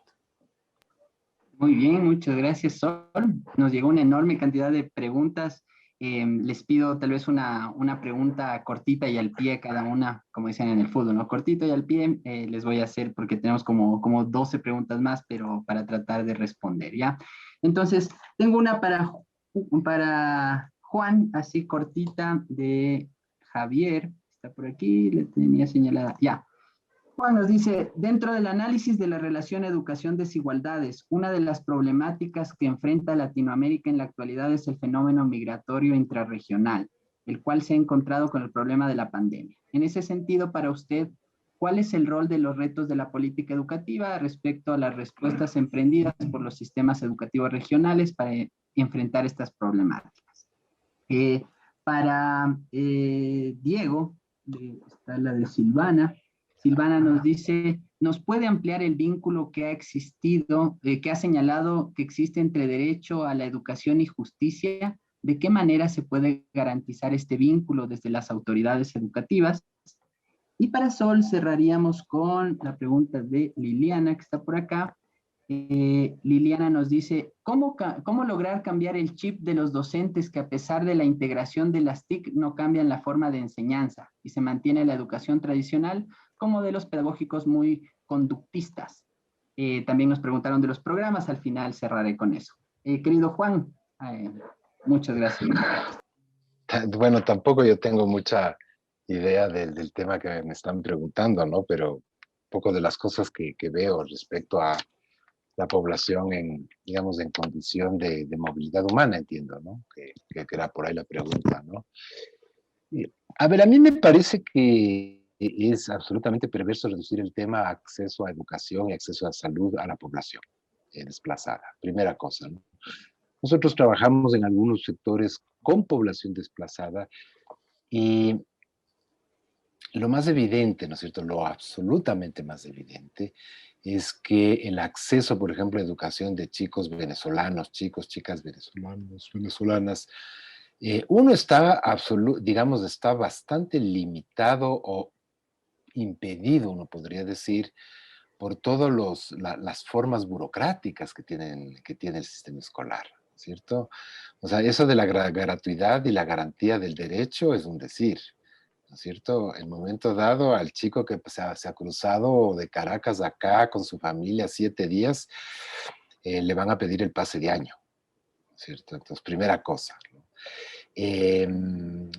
Yo decía hace un ratito que es un tema de todos, es decir, me parece que el tema de una respuesta a la población en condición de desplazamiento tiene que ser una respuesta, primero, absolutamente necesaria, importante y obligatoria de nuestra parte, es decir, no es un favor que se le está haciendo a la población que se desplaza.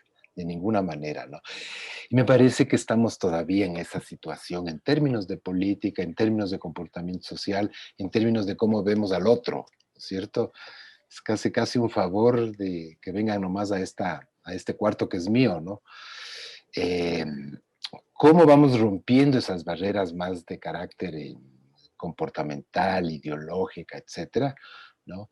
Creo que es fundamentalmente, y en términos educativos, ¿no?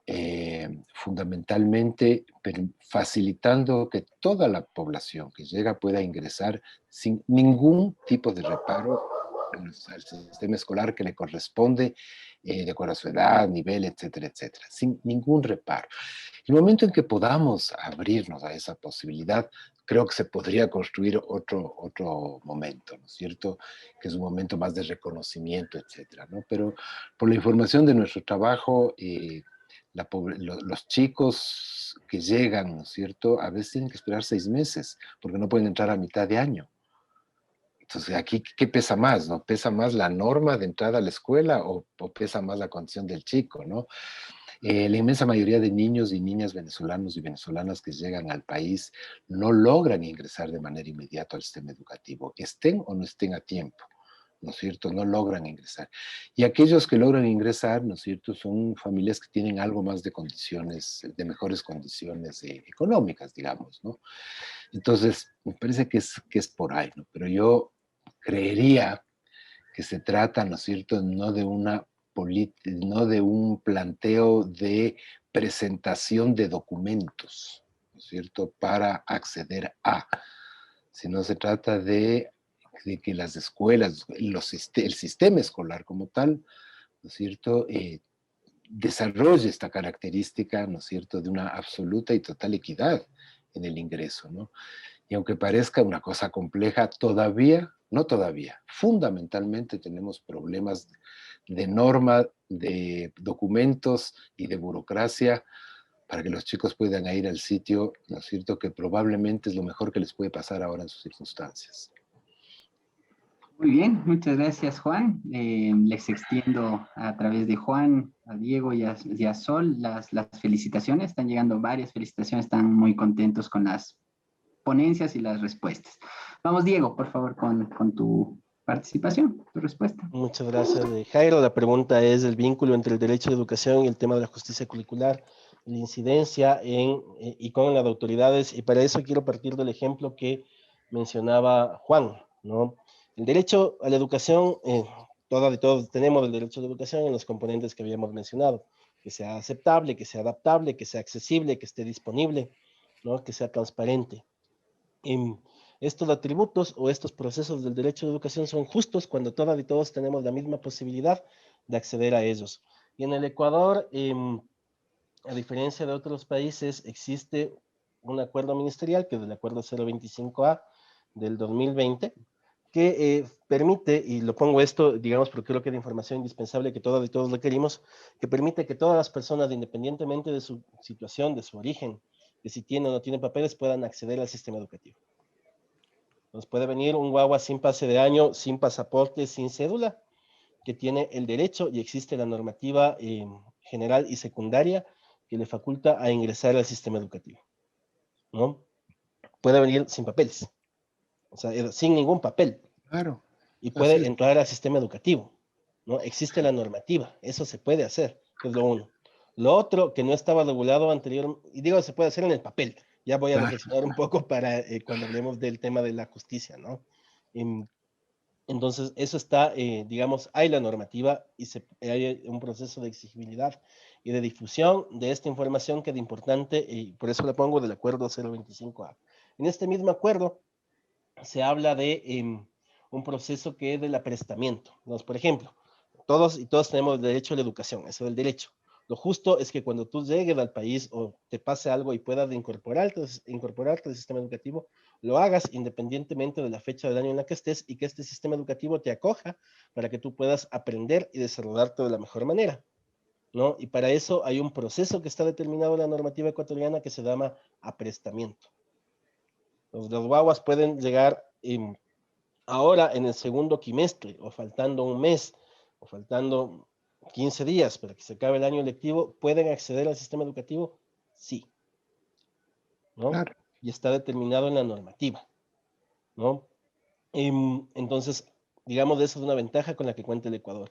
Adicionalmente, las personas adultas, por ejemplo, que llegan al país, pueden hacer un proceso de convalidación de título utilizando normativa internacional, como el Acuerdo Andrés Bello, ¿no? Que hace un proceso de reconocimiento de certificaciones y estudios.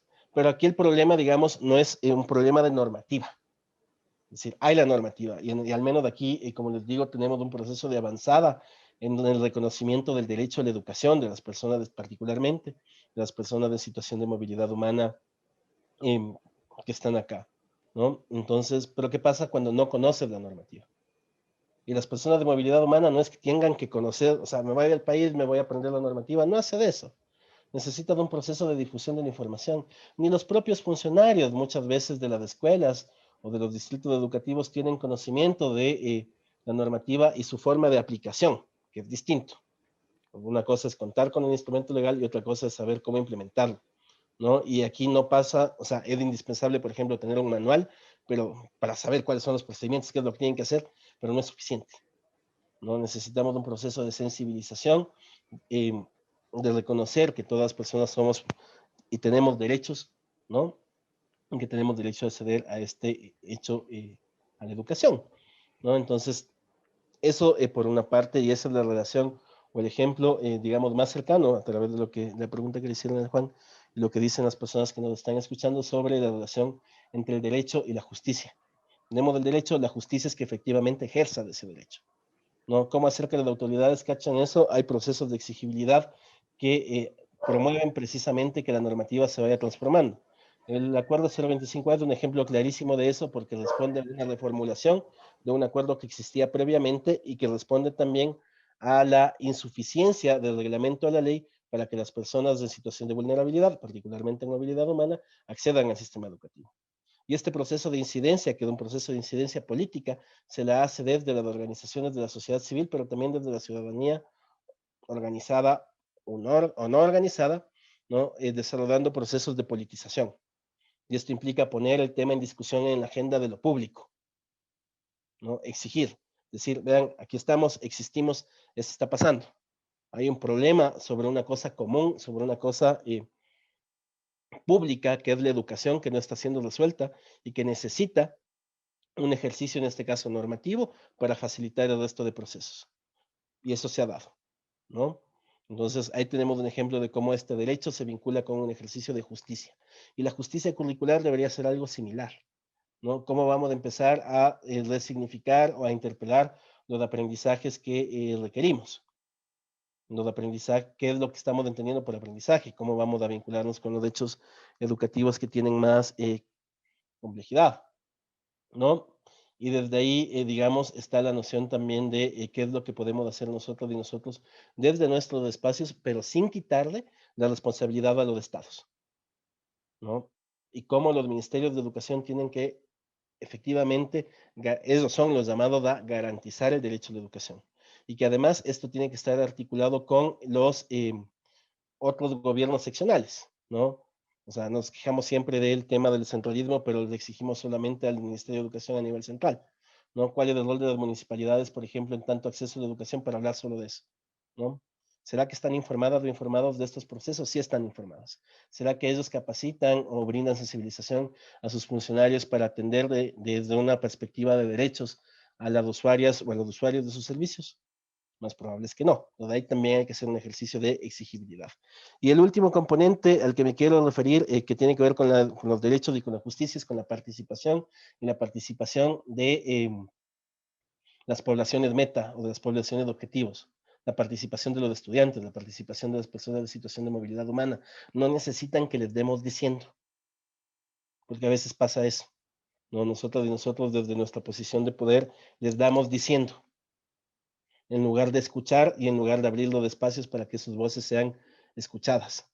Entonces, creo que es un algo que tenemos que hacer todavía para efectivamente caminar hasta esta justicia, ¿no?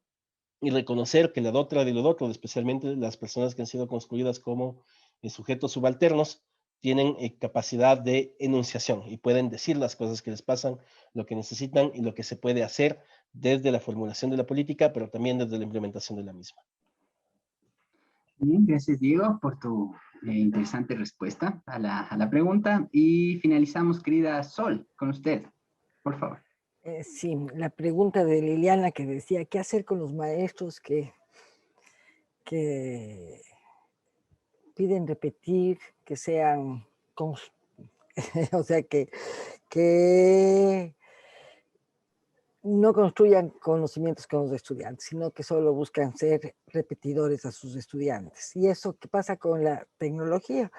Un poco lo que dijo Juan, ¿no es cierto? El que yo use la computadora no es que cambia absolutamente nada. Y un poco también repitiéndome la flexibilidad que hablaba el Juan. Entonces nos dicen exigir que seamos flexibles, los docentes tienen que ser flexibles, pero nunca se crean los espacios o las condiciones para ser flexibles.